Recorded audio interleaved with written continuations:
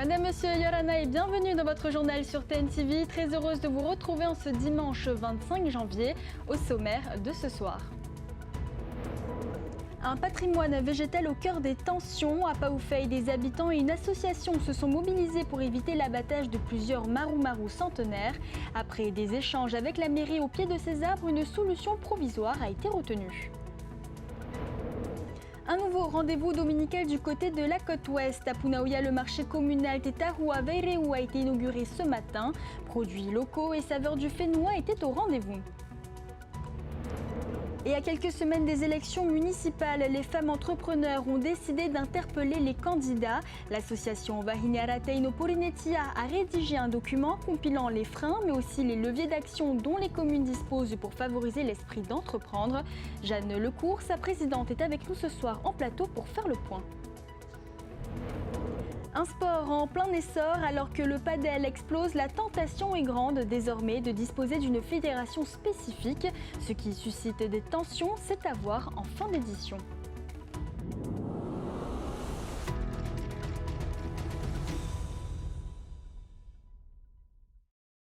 Abattage ou préservation, le sort de plusieurs arbres centenaires a suscité de vives inquiétudes ce matin du côté de Papeete. Des habitants et des membres de l'association Mama Natura se sont mobilisés, redoutant la suppression de 5 marou-marou. Initialement prévu ce matin, l'abattage a finalement été écarté au profit d'une solution intermédiaire, un important élagage. C'est l'explication avec Yann Roy. Qu'est-ce que vous préférez? Le garder ou que ça tombe sur les enfants? C'est un choix à faire. Voilà. Même toi, tu as peur aussi. Non, mais attends, sois pas tombé là, sois tombé là. Il y a des milliers d'enfants qui traversent là. 8h du matin. Plusieurs personnes sont réunies rue des Poilus Tahitiens. Parmi elles, des habitants du quartier de Paoufei et quelques membres de l'association Mama Natura. Certains d'entre eux s'attachent symboliquement à un arbre. Leur inquiétude, que ces centenaires soient abattus par la mairie de Papeete, car la décision est prise depuis quelque temps. 5 marou-marou doivent être supprimés. L'arbre qui était prévu, là qui est tombé, qui a tué une personne, c'était un arbre qui n'est pas dans la catégorie à abattre immédiatement. C'était dans la catégorie où il fallait arbre à venir à certains, qu'il fallait essayer de le conserver. Mais il est tombé quand même. Il a tué une personne et le directeur général des services a été mis en examen pour inaction. Une expertise réalisée par l'Office national des forêts indique pourtant que ces arbres sont physiologiquement satisfaisants et structurellement conservables. Mais la mairie refuse de prendre le moindre risque. Ces marou-marou jouent pourtant un rôle majeur de régulation thermique et sont un peu l'âme de la ville. Ils font partie du patrimoine, c'est ce que pense Mama Natura, pour qui la décision est trop radicale. Une perte écologique majeure selon eux. Non, à ce projet de vouloir tout couper. Tu vois, couper comme ça de manière un peu hâtive, sans concertation. Je dis non, je ne suis pas d'accord. Dans 50 ans, qu'est-ce qu'on va laisser à nos enfants? Des blocs de béton? Des gens qui vont entretenir leurs intérêts financiers? Et nous, qu'est-ce qu'on va léguer à nos enfants? C'est ça la question. Quand ils vont se lever, ils vont dire, et vous avez fait quoi quand ils ont tout bétonné, Papeete, Tahiti? Vous aviez fait quoi? Où vous étiez, vous? Ben nous, on va dire non, nous, on a essayé, on s'est levé pour dire non. Mareva fait partie de ces familles qui ont grandi avec ces géants. Je remercie les associations d'alerter les citoyens parce qu'avec nos vies de citadins, on n'était même pas au courant qu'on allait abattre l'arbre qui a donné de l'ombre, qui donne de l'oxygène, qui protège, donne de l'intimité à notre famille, à mon grand-père, à ma maman qui est née dans cette maison. Et tailler, oui, mais abattre, non. Et donc nous expliquer pourquoi est-ce que ça serait vraiment nécessaire, tout faire pour l'éviter et si vraiment c'est la seule solution, de replanter. Au bout d'une heure, au terme d'échanges parfois animés, les services de la mairie et les opposants à l'abattage des arbres trouvent un terrain d'entente. Aucun arbre ne sera supprimé, pour le moment. On s'en tient à un élagage, avec une surveillance appuyée dans les prochains jours. C'est un moment très attendu au Fénois. Plus d'un mois après son sacre, Hinaupoko Devez, Miss France 2026, arrive ce soir en Polynésie.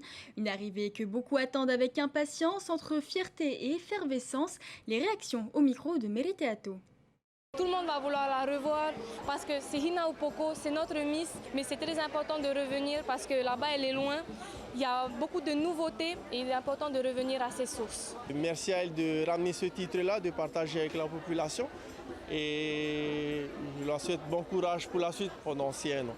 Je l'encourage dans cette année de sacre et aussi elle va représenter les marquises d'où elle vient. Je crois que c'est ça aussi qui a fait qu'elle a remporté le sacre cette année. La féliciter bien sûr parce que c'est extraordinaire qu'elle soit devenue Miss France. Et puis beaucoup de bonheur en cette année de règne pour elle et de découverte. On est fiers d'avoir encore une nouvelle Miss France, c'est formidable. C'est vraiment une joie pour nous de représenter, qu'elle représente la Polynésie. Voilà. Retour à la maison, on sera bien content de la revoir ici à Tahiti. Toute la Polynésie est contente qu'elle revienne au Fénois et c'est super. Une arrivée chargée d'émotions à retrouver en direct sur notre page Facebook TNTV dès 22h en compagnie de nos Miss et Mister TNTV, Tiarenui Pahuiri et Mike Leral. Ce Loveto ce matin du côté de Punaouia valait la peine. Dès l'aube, le tout nouveau marché communal Tetahua Veireu ouvrait ses portes. Produits frais, artisanat, brunch à la tahitienne et nouveautés gourmandes, immersion au cœur de ce nouveau lieu dédié aux produits locaux avec Meriteato. Il est à peine 6 heures du matin, mais l'effervescence est déjà bien là. C'est le premier jour d'ouverture. Les visiteurs découvrent le nouveau marché de Punaouia, Tetahua Veireu, un lieu pensé pour valoriser les produits locaux, la proximité et la gourmandise. Oui, ça a été chargé ce matin, on ne s'attendait pas à ça. Il y a eu du monde d'un coup et on n'était pas prêts. Tout s'est bien passé. Dès 4h30, déjà le monde était là. Ça a été bien pensé. Et bien sécurisé, les gens peuvent se garer facilement. Et on a pratiquement vendu une bonne partie des produits. On vient de tout Tahiti pour cette première journée. Super, j'adore. J'ai pu aller en ville. J'adore faire les marchés, acheter mes légumes, mon poisson frais au marché. Je suis venu plutôt pour acheter des pois rôtis et tout. Ouais, comme tous les dimanches matins. Du pois rôti, du fifiri, du poisson. Le café du dimanche. Que c'est une belle initiative parce que comme ça, enfin à Punaouia, on peut dire qu'on ne manque de rien et qu'il y a tout. Et c'est un très beau marché, il y a pas mal d'exposants diversifiés, il y a des fruits, des légumes, des produits transformés, de l'artisanat et de l'ambiance parce qu'il y a des musiciens. Parmi les stands qui attirent les curieux, celui de ce jeune boucher au menu, cuisson au fumoir et inspiration texane alliant le sucré et le salé. Il nous reste quelques petits chicken lollipop, c'est des pilons de poulet qu'on est venu enrober de bacon. Et à l'intérieur, on fait un petit laquage au miel pour donner ce petit côté sucré-salé. Ensuite, en dessous, on a de la poitrine de porc toujours. On vient laquer au miel. Et à côté, on a nos dernières petites pièces d'échine qu'on est venu travailler façon pois rôti, mais avec une cuisson à la texane. C'est des amis et du coup j'attendais l'ouverture du marché pour goûter. Le marché, c'est aussi une histoire de famille, comme ces deux jeunes exposantes venues prêter main forte à leurs parents pour vendre les légumes. Une façon d'apprendre, de participer et de perpétuer les savoir-faire. Tout pour aider ma maman puisqu'elle est toute seule et comme ça en même temps ça fait un peu de sous. En vrai ça se passe très bien, ça se passe carrément bien. Côté client, l'accueil est globalement positif. Fraîcheur, convivialité et qualité sont salués. Pour cette première matinée, le nouveau marché de Punaouia semble avoir trouvé son public. Entre produits locaux, nouveautés et rencontres, ce site va certainement s'installer rapidement dans les habitudes du week-end. Le contact, l'animation, la rencontre. Et puis, si tu as un peu de sous, tu peux acheter. Quand il n'y en a pas beaucoup, tu profites de l'instant.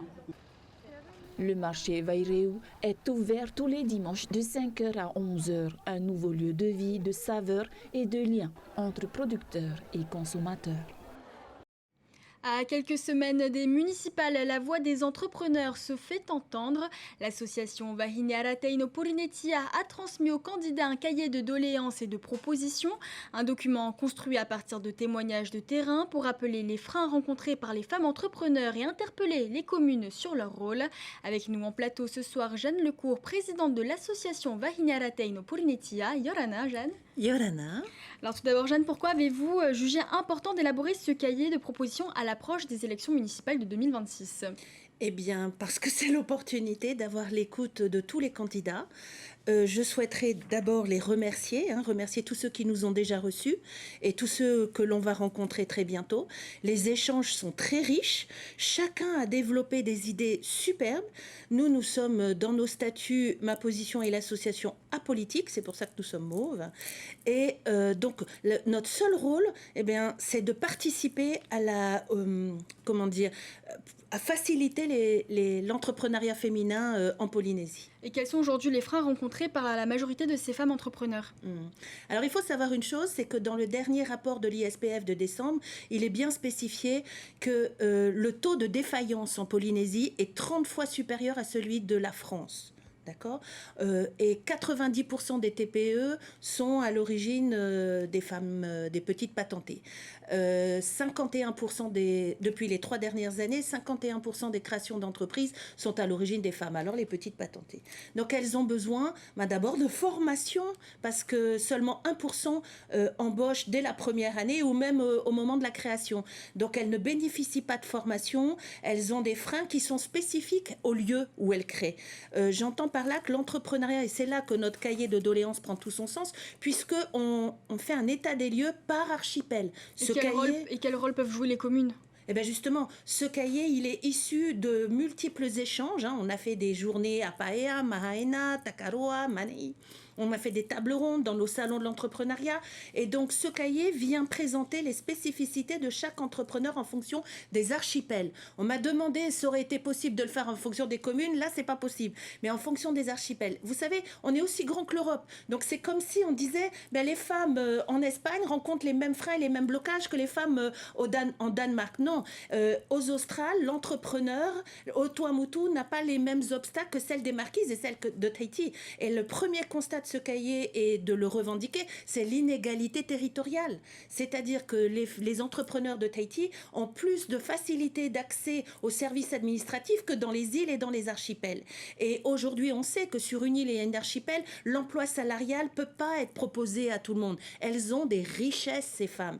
Et ne serait-ce que ce sentiment d'isolement que beaucoup ressentent, et en tout cas, ça c'est un sentiment partagé sur toute la Polynésie, là, les communes ont un vrai rôle majeur à jouer. Alors, le foncier, l'accès aux locaux ou encore la complexité des démarches administratives sont souvent pointées du doigt. Quelle est aujourd'hui la priorité absolue pour ces femmes, selon vous ? Alors, ça dépend, encore une fois, par archipel. Mais en tout cas, pour certains, je ne dis pas au minimum, parce que certains me disent, mais Jeanne, ils peuvent y aller. Enfin, un guichet unique. On a bien créé le guichet unique étudiant, mais un guichet unique dans une mairie, dans une commune, où pas constamment, pas en permanence, mais une fois par semaine avec une date, avec des horaires. Là aussi, adapter les horaires à l'entrepreneuriat. Pourquoi les femmes montent des patentes aujourd'hui ? Beaucoup me disent, c'est du black, c'est du travail au noir. Non, c'est que 80% des familles monoparentales sont à la charge des femmes. Donc aujourd'hui, elles ne vont pas prendre un emploi salarial pour payer la garderie. Donc la patente, qui est spécifique à la Polynésie, bien sûr, ça n'existe pas, ce statut en France, vient justement satisfaire toutes les charges qu'elles ont de s'occuper des enfants et de pouvoir gérer leur propre planning. Et donc elles ont des horaires. Les mairies, ça serait bien que de temps en temps, ils puissent mettre des horaires adaptés avec un guichet unique où elle vient là et elle a toutes les informations, toutes les formations qui peuvent lui être apportées. Les maisons de quartier, nous, TNTV News, et je leur remercie, ont communiqué sur l'atelier de couture qu'on a réalisé auprès des maisons de quartier, auprès des femmes, pour leur apprendre puisqu'on porte la précarité menstruelle, donc pour leur apprendre à faire des serviettes lavables, et je vous en remercie. Les maisons de quartier sont demandeuses, il y a des richesses. Et selon vous, en quoi le soutien de l'entrepreneuriat féminin ici en Polynésie bénéficie-t-il à l'ensemble de la population, au développement des communes ? Alors l'entrepreneuriat féminin, et pas que local, mais particulièrement en Polynésie, n'a pas que des conséquences économiques, il a des conséquences sociologiques. Je vous donne un exemple. Nous, on a une chaîne YouTube, par exemple, et cette chaîne YouTube, c'est pas pour être youtubeuse, c'est parce que quand elles commencent, elles ne se sentent pas légitimes, elles osent pas. Donc on les interviewe, on les passe sur YouTube, et là, le mari, les enfants, ils voient leur maman sur YouTube, voyez ? Donc les valoriser, et c'est là que les mères ont tout leur rôle à jouer. C'est pas forcément de porter un projet. C'est l'écoute active, appeler, ça va, dans les Tuamotu, ramasseuse de coquillages, elle veut porter, elle connaît pas bien la langue, elles ont peur. Oh là là, il y a tellement de papiers à remplir, je suis pas sûre de tout comprendre. Donc c'est là que les mairies peuvent les accompagner. Moi, je remercie l'association Teataro de Rurutu qui nous a donné notre devise. Les femmes ne demandent pas l'assistanat, elles demandent les moyens d'agir. C'est-à-dire, les mairies sont des acteurs qui peuvent relayer, surtout dans nos archipels, les services administratifs qu'on trouve plus facilement à Tahiti. Tahiti, c'est spécifique. À Papeete et Tahiti, c'est particulier dans ce sens où le frein, l'obstacle majeur des entrepreneurs, et tout le monde le sait, et surtout les artisanes, c'est la concurrence. Dès que quelqu'un lance un modèle, eh ben, tout le monde reprend le même modèle. Donc là, c'est particulier, ce qui n'existe pas forcément dans les îles. Mais la famille, l'entrepreneuriat féminin a des retombées familiales. Merci beaucoup, Jeanne Lecourt, d'avoir accepté notre invitation. Merci à vous. Succès populaire, mais désaccords en coulisses. Le développement du padel au Fénois divise aujourd'hui les acteurs des sports de raquettes. En cause, un projet de fédération indépendante qui n'est pas au goût de la Fédération tahitienne de tennis. Décryptage avec Oriano Tefao. Sur les cours, le padel attire toujours plus de pratiquants et multiplie les compétitions. Mais en dehors des terrains, les échanges se compliquent entre la Fédération de tennis et Alain Sioux. La semaine dernière, en direct, le président de l'AS Phoenix évoque la création d'une nouvelle fédération. Avoir un DTN, c'est-à-dire un directeur technique, c'est subventionné par le pays. C'est un seul par fédération. Même si on reste sous l'égide de la Fédération de tennis, on ne peut pas en avoir deux. Ce sera que le tennis à aujourd'hui. Donc on est pour s'émanciper, pour avoir encore plus de suivi sur les formations de nos joueurs, on a besoin d'un DTN à terme. Donc d'où la création d'une fédération à terme. Dès le lendemain, la Fédération de tennis réagit. Sur les réseaux sociaux, elle publie un démenti et rappelle que le padel relève toujours de son champ de compétences. Qu'il y a un cadre dans toutes les actions que nous menons actuellement. Si on organise des tournois et si l'on veut que les résultats soient pris en compte, il faut demander une homologation. Une fédération, c'est une institution qui est au sein, bien sûr, du gouvernement de notre pays. Et le cadre est fédéral, il faut respecter. Il y a au plus des actions que nous menons en relation avec des partenaires de l'extérieur. Je pense qu'il faut un minimum de respect. Au centre des tensions, l'organisation du padel et son avenir. Pour la fédération, la priorité reste claire, la préparation des Jeux du Pacifique 2027, où seul le tennis est concerné. Donc aujourd'hui, normalement, les actions les plus prioritaires seront celles qui sont autour, bien sûr, de l'organisation de tournois de tennis, de la préparation de présélection et voilà, de développer un certain perfectionnement pour la pratique et la compétition de tennis. De son côté, Alain Sioux tente de calmer le jeu. Il affirme avoir pris du recul dans la gouvernance du padel, sans renoncer toutefois à sa vision pour l'avenir. Voilà, on a les jeux chez nous l'année prochaine, comme on dit, hey, priorité au jeu, voilà. Et on laisse le padel n'est pas au jeu. Voilà, et puis je ne comprends pas trop pourquoi ils insistent encore. Nous, c'est bon, le tournoi international, c'est un event privé, il n'y a pas d'homologation à la Fédé, ce n'est pas une grande manif du pays. Entre cadre fédéral et volonté d'émancipation, le dialogue reste fragile, un débat qui illustre surtout le succès grandissant du padel au Fénois. C'est la fin de ce journal, merci de l'avoir suivi. Retrouvez tout de suite après votre émission Bien dans son faré, suivie de la mini-série Ghost. Et n'oubliez pas, à partir de 22h, rendez-vous sur la page Facebook TenTV pour suivre en direct le retour de Miss France 2026, depuis la descente de l'avion jusqu'à la rencontre avec la population. Demain, c'est Sophie Guébel qui sera aux commandes de votre JT. Quant à moi, je vous souhaite une très belle soirée sur TenTV et une excellente semaine. Retrouvez ce journal en replay sur notre site internet et notre application mobile TNTV.